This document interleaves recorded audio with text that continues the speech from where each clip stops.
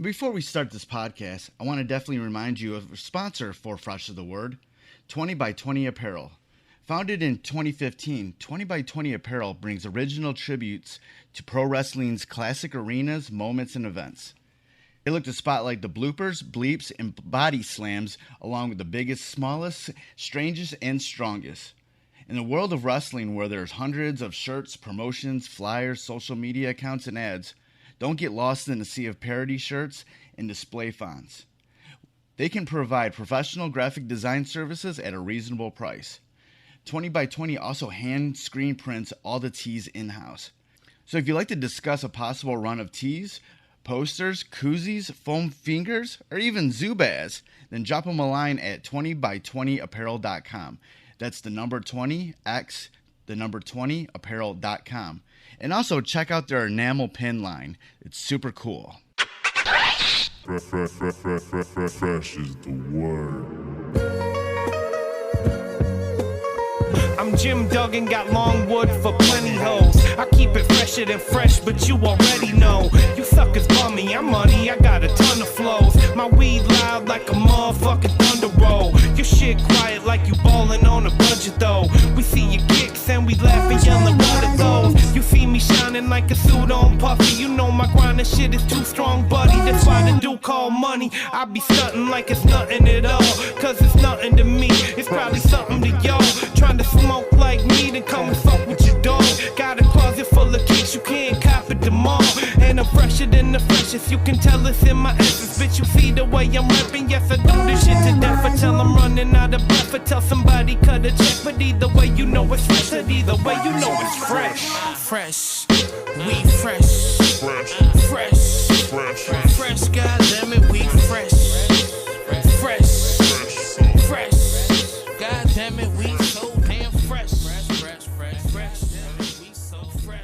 Hey everybody, welcome to the Fresh of the Word podcast. I'm your host, Kelly K. Fresh Frazier.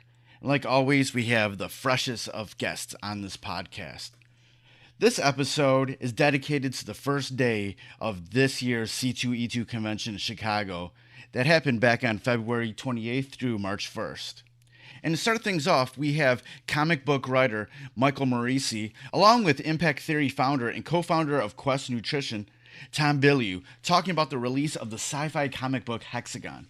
Moreci is known for comics like Wasted Space, The Plot, Archangel 8, and Curse.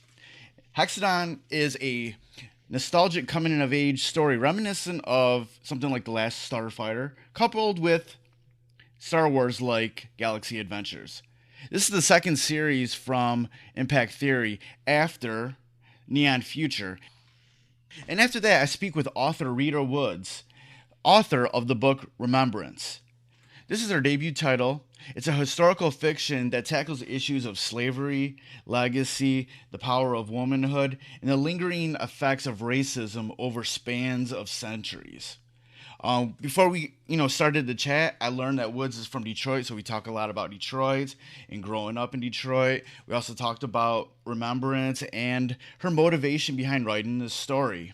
So, without further ado, let's first get into the interview with Michael Moreci and Tom Bilyeu before we get into, and then after that, we'll get into my interview with Rita Woods. All right, I'm Tom Bilyeu. I am Michael Moreci. And so the idea behind Hexagon, the new book, was, so we teamed up with a world-famous DJ named Don Diablo to create a story. We wanted something that would be exciting for fans of sci-fi, but be a little bit different.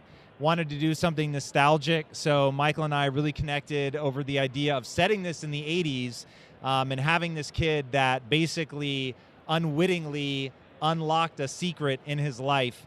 And that was sort of the origin. And then this guy, Mr. Moreci, the king of comics right now, just took it from that kernel of an idea and turned it into what it is today, which is this very guy's been exciting. killing it, man. Yo, we've been killing it, yo. Oh, thanks. Thank you. Yeah, I mean, it's a fun project to work on. It's kind of an easy project for me because it crosses so many Venn diagram of things that I love, of the nostalgia, the sci-fi adventure. But we also kind of crafted something with Tom and with Don, his input as well. That's something like, we want to be important that it was just like not just a nostalgic fest, but something that really spoke to kids, of this kind of age group, 12 years old, 10, 14, somewhere in that spread of like what it's like to be a kid, what it's like to have these experiences of youth and going through these, coming of age trials. And it all kind of worked so well within the fabric of what Hexagon is. What's the idea behind, teaming up with like a DJ for this? This is the second one. That really comes down to awareness. So I knew that as an upstart comic book company, no one would know who we are or care what we were doing, and I needed some way to get PR. So I went for a celebrity approach to it. So our first project, Neon Future, was done with Steve Aoki, which was amazing, and it got us so much press, which was really exciting, which of course fuels sales. And then wanted to do the same thing, met Don Diablo. He's got real, legit sci-fi roots. He did a clothing collaboration with Lucasfilm, so did a whole Star Wars collab. So he is just truly of that world, knew it would be a lot of fun, and again, it's just gotten us so much coverage. When you kind of go that celebrity route to get that attention, what was the sort of feedback that you got about the actual books? Like as soon as they so that's where if you make a celebrity vanity project, you are dead in the water. So you absolutely must, one, choose a celebrity that understands that story over everything. And then two, make sure that you work with writers that are absolutely top notch, which is why we wanted to work with Michael. I straight stalked him and was like, look, you were the one person I wanted to meet. Luckily, we had some friends in common that connected us, and we really hit it off. What he's doing on a story level, I had read his novel and was just blown away with how he handles character. Yeah. He never gets lost in the nostalgia, but yet it's there. And he's written these books that are very much an homage to Star Wars, but have their own DNA, have real emotion, real characters. And I thought that's somebody that can really write in this sweet spot. And then as a father, he knows how to speak to this age group.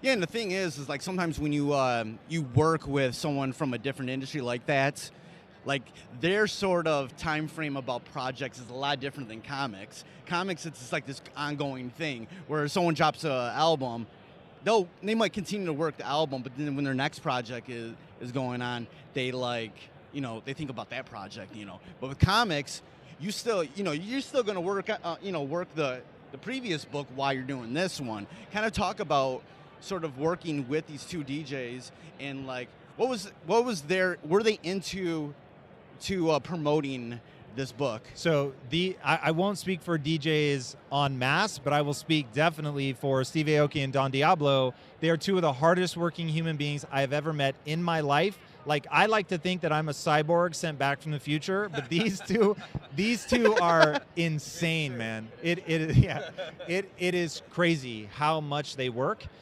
So they've been super fast. They've gotten feedback in fast. They were amazing in the world building phase, the character development phase. Feedback comes fast and furious, and they have good ideas, man. And there's nothing worse than working with a collaborator that you don't vibe with. Was there, from your standpoint, Mike, was there any sort of thing like that was different about this project, collaborating with different types of people than say your other books? Yes and no. I mean, I'm a person who believes and enjoys the collaboration of comics. Like Tom had mentioned, I write novels as well, and that's a solitary pursuit. Where comics is really, really collaborative. Whether you're working with co-writer or not, artist, letterer, colorist, editor, publisher, it's a very collaborative medium, and I enjoy that. I enjoy bringing a wealth of ideas to the table and letting them compete. And bringing out the best ones. I'm not an egotistical person. Like, I'm like, whatever's going to be the best, then that's what we're going to go with. And so if you're fortunate enough to have a buffet of ideas, which we did, which having Tom, which having Don, which having me, and we're all able to throw some ideas and concepts and world building and stuff like that together, and then decide which is going to be the best and what we're going to go with, and going hard into that. you're in the best position possible. So you can get into a situation where you can have too many cooks in the kitchen. You can. Right. This was not that situation, but it's only going to help you to have competing ideas and be able to pick the best rather than being a lone voice in the void, is my opinion. What was it about this idea that made you want to come on board and do it? Well, I think they had me as like they mentioned it was like Last Starfighter, and that was like that's all I really needed. But from there, developing from there, one of the things, and Tom had mentioned this, one of the things that I really love, and one of the things that I'm really getting into is telling stories, like I mentioned, for this age group, being a dad, and seeing firsthand the experience that kids have, especially young boys, which I have 2 boys, and be able to tell a story that speaks to them. Was exciting for me, and this was such a perfect vehicle for it because I love telling stories that are dynamic. So you have the story that's super dynamic but yet super intimate at the same time. It's a really big, fun sci-fi adventure story, but with real intimate personal stakes. And once you put those 2 things together, I don't think there's really a better alchemy that you can ask for. And this is a question for both of you. What do you hope people get out of reading this book? So for me, that's very easy. So the whole reason that this company exists is to make sure that nobody ever gets to the age of 15 without encountering a growth mindset. So it is very classic hero's journey stuff. You start with a character that does not understand the world. They do not know how to make their way. They're lost. They're hopeless, frustrated, broken. And they, through the course of the story, have to believe in themselves and then have to work really hard to develop their talents. So our ethos as a company is nobody's ever given powers. They have to learn how to develop those powers. And so even though in this and in Neon Future our characters have something extraordinary about them, they start not knowing how to tap into that. And that to me is the human condition. Everybody has something about them that could be amazing, but they're going to have to take the time to develop it. And so what I hope people get out of the story is that with enough hard work, I can become extraordinary. Yeah, I mean, I couldn't say it better, and that's one of the things that inspires me about Tom personally. I love that philosophy. It's something I truly believe in. But boiling it down for me, like I said, similar to Tom, same as Tom, but also I just want kids to be entertained and inspired. I have a 5-year-old who cannot read, but I see him, and I text Tom pictures of my 5-year-old like reading Hexagon, and he just picks it up and reads it because the colors pop, the action pops, and he just loves looking at it. And I think that's something that's really important, like to be able to pick up a comic. We're working in a visual medium, to be able to pick up a comic, look at it, and be drawn to it, and that's something powerful in and of itself. So you check that box of being entertained, but also like being inspired, all the things that Tom talked about, being able to read something and think, this person achieved something great, and I can do the same. Looks like there's some people waiting to meet y'all, so I'll just, we'll wrap this up in a moment. What, I know both of y'all always have stuff, other things you're working on. What are some other projects or other things that, we can look out for both of y'all in the future? Let's see. I'm writing the plot. That's still ongoing. We mentioned that. Yeah, plot's dope. That's coming back for its 2nd volume, the final volume. Wasted Space is still going. I have a new series called Archangel 8 coming. And Hexagon. Hexagon's really looking forward to that. March 18th. That's going to be a big day. Yeah. And I'm just trying to find more projects to do with Michael Moreci. Let me tell you that right now. always waiting for a hole in his schedule to open up. I pitched him an idea that I think he likes that hopefully we'll be doing together in the future. Okay. And then we've got some other books. So we're going to be leaning heavily on the tankobon format. So people are familiar with Japanese manga. It'll be that style. It's a smaller cut. It looks like a book on the shelf. But it's drawn. So we're going to be moving away from monthly and going into just releasing in volume format, still serialized, but telling complete arcs all at once. So this time next year, we ought to have a couple of those on the racks. So I'm super excited about that. All right, cool. It's been good talking with you. Where can people go online to get more information about, what you're up to in the new comic book Hexagon? Easiest way is to go to IT Comics on Instagram, so at IT Comics. And you can follow me personally at Tom Bilyeu. And this man? At Michael Moreci on both Twitter and Instagram. There it is. All right, it's been great talking with y'all. Thank you. Thank you. So that was my interview with Michael Moreci and Tom Bilyeu. Go check out that new comic book, Hexagon. It's in stores now. Since we're in this pandemic, you can go online to read it. Go to comics.impacttheory.com and you can get more information about all the comics that Impact Theory is doing. So let's get into this interview now with Rita Woods, and as we talk about her debut book, Remembrance. Again, I'm here at C2E2, and I got a really cool guest, and I just learned she is from Detroit. So go ahead and introduce yourself. Hi, my name is Rita Woods. All right. Yeah, it was like when I was going through, emails that I got about people going to be here, I saw, your name, and I looked into it, and I'm like, oh, she has a new book coming out, and, this looks very interesting. But then, you just met, I was like, I just came here from Detroit, and you're like, yo, I'm from Detroit, So, go ahead and say again, where you, what part of Detroit you from, what was it like, being from Detroit? So I grew up on the northwest side, in near Palmer Woods and Sherwood Forest, which is kind of a unique part of the city, and went to an all-girl Catholic school, so I was part of that whole system, the Immaculata, Rosary, Mercy. Oh, yeah. That system. And I loved growing up in Detroit. It was, when I was there, it was still a really vital city, and there was stuff going on all the time down on the riverfront, the boat races, the fireworks that they did with Canada, the Windsor Detroit fireworks, hanging out at Belle Isle. I love Detroit. What was your favorite part of kind of growing up in Detroit? What's things that stick out in your mind? You're like, yo, this is so Detroit. I don't know if they still do this. Do you remember Swing Out? So right around senior year, at the end of the school year, all the schools would get together. We weren't supposed to do this, but this is what we did. Yeah. And there'd be, caravans of cars with high school kids hanging out the windows, going up and down the interstate. Yeah. Oh, okay. That the sounds. The police were just irate, but there were because there were probably 20 schools all doing it. What were they going to do about it? So Swing Out was one of my favorite things. You just hope to contain it. Yeah, exactly. Exactly. Trying to keep them from killing themselves. And they basically would put out these PSAs every year, like, please do not stand on the roof and do donuts in the parking lot. It's, bad for your health. Like, yeah, I guess we can do that. So I love that part about it.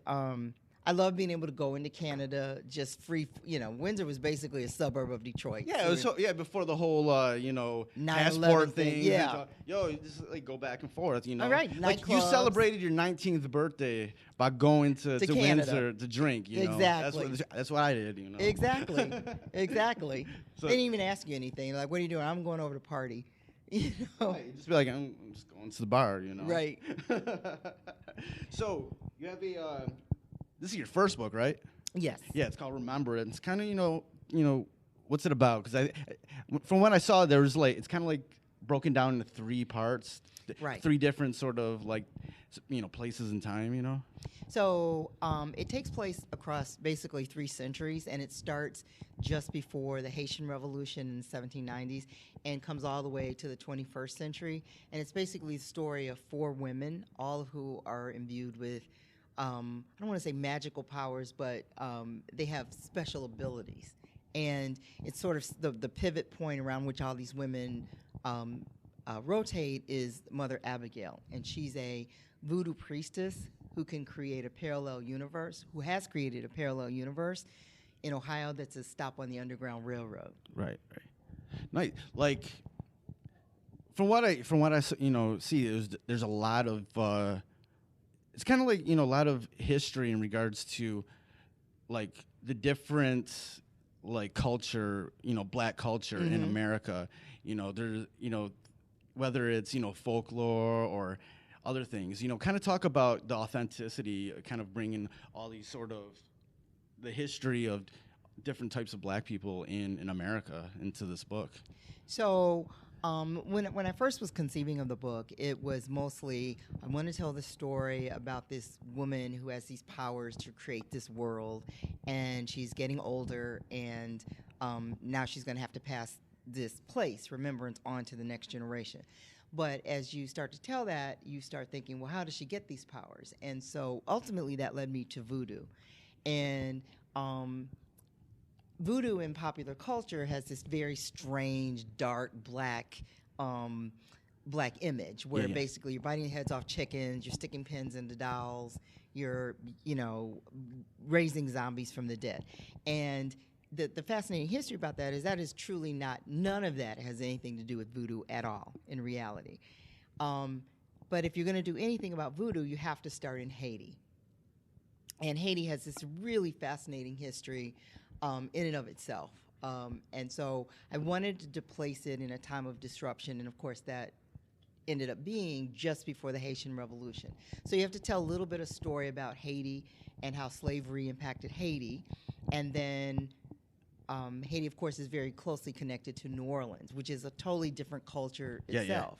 So New Orleans was under Spanish control, and then French control, and then American control. And so all of that influenced the culture, and of course, the culture of the black people that were there. So Abigail is a product of both Western Africa and Haiti.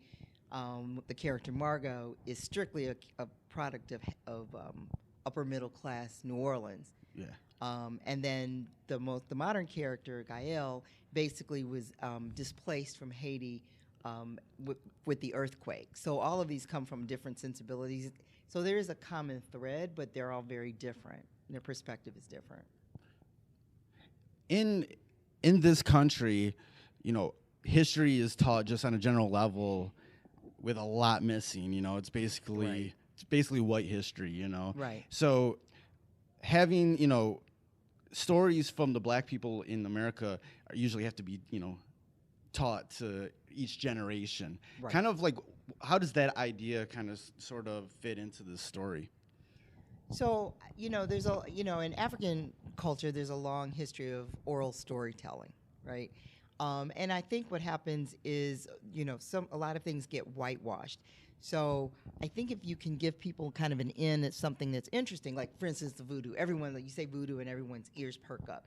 But it's like, but did you know that it's basically an amalgam of West African religion and Catholicism? Because basically what people did in Haiti was they took the Catholic saints and they absorbed them and said, well, we can always use more people talking to God. So that instead of just, here's our gods, and we're just going to absorb some Catholic saints too, and they'll all talk together to God. So I think if you just sort of teach it from that perspective, that stuff that we just take for granted and whatever, it becomes more interesting, and you can move it along and make the story bigger. In our culture, the types of people, types of sort of background that considered black, there's a lot of different types of people. Absolutely. And what's your thoughts about the label of black to fit all these different things? Because like throughout time, there's been a progression of what they you call you had black before you had like Negro, and go back on, and things were totally messy back. Still are in certain instances. But sort of, wrapping all that culture from different places into like that one label, sort of, what's your thoughts about that? So I think people have to have sort of a shorthand,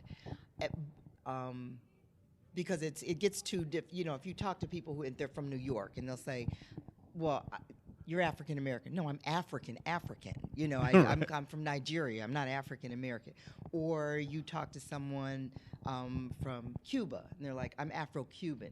But I think it's easier for people, and it's kind of intellectually lazy to just see someone of color, someone brown, and say they're African American. Yeah. So I think black better encompasses the diaspora better than just saying African American, because you don't know. If you're in London, it's like they're clearly not African American; they're African Brits. Even here, so I don't have a problem with the labeling as long as you recognize that we are referring to the African diaspora. There are people that you're going to see of color who are not they're not American, but they're sort of, we have a commonality in how we ended up in the Western Hemisphere. But they may be from the West Indies. They may be from South America. They may be from, almost anywhere.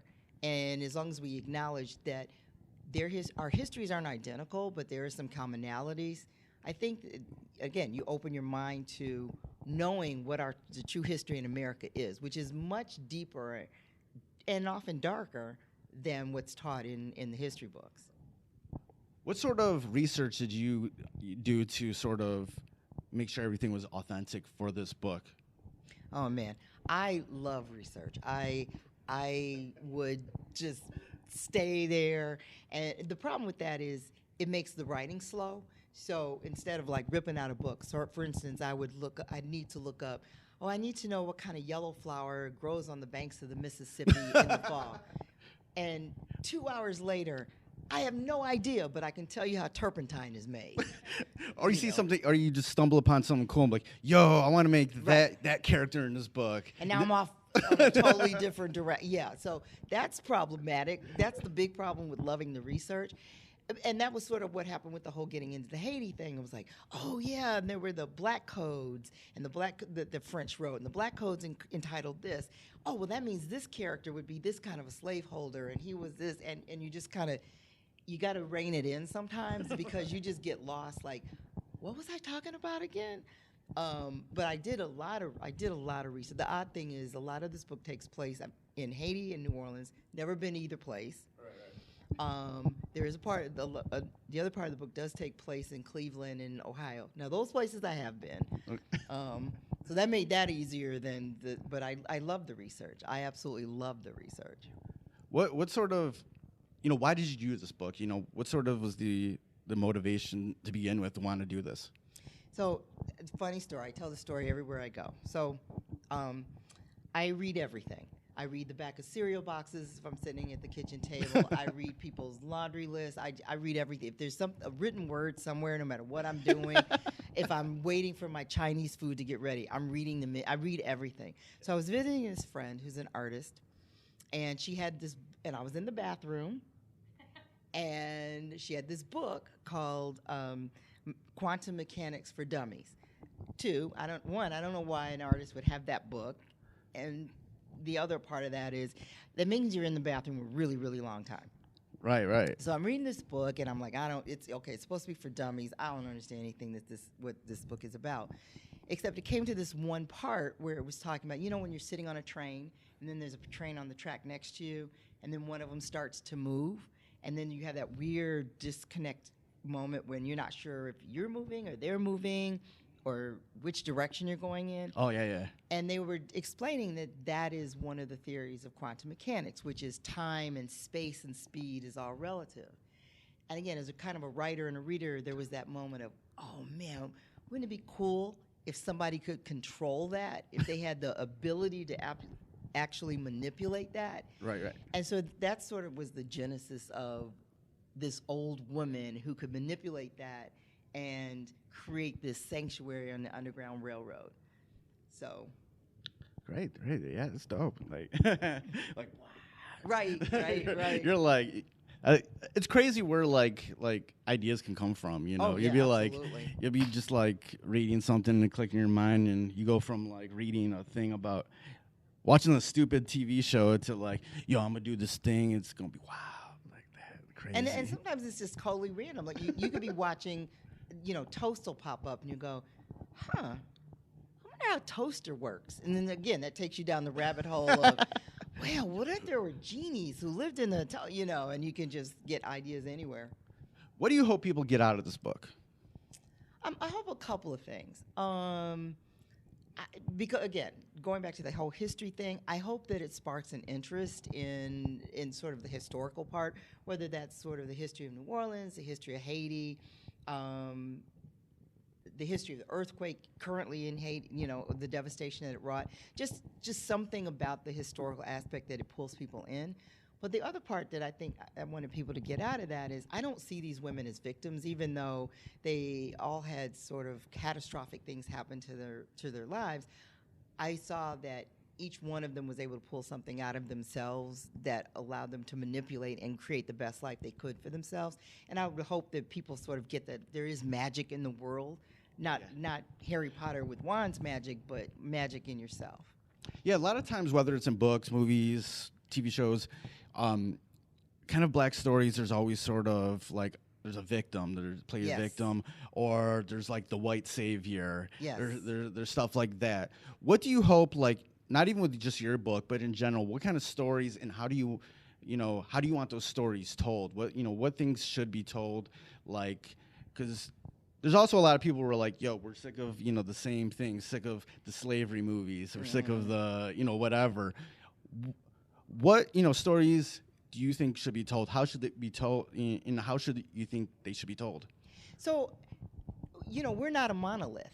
We're not homogenous. And I think that's the problem with, when we talk about it among ourselves is this isn't our only story. If you remember that whole controversy that happened with the Cosby Show, it was like, well, a black OBGYN and a high-powered corporate attorney, well, that's not real. These kids are listening to punk rock music and Right. some stupid rock bands, and Right. they're wearing sweaters. And it was sort of like one of those things like, it is our story. That's not the story that greater America or white America is used to hearing. But to be perfectly honest, that's how I grew up. There's people like that. There's many people like that. Right, but you remember the whole thing? It was like the big controversy was, well, this isn't real. Well, it is real because it's just that the United States has gotten used to seeing the stories of boys in the hood or, some, black folks live in the ghetto and trying to strive and precious.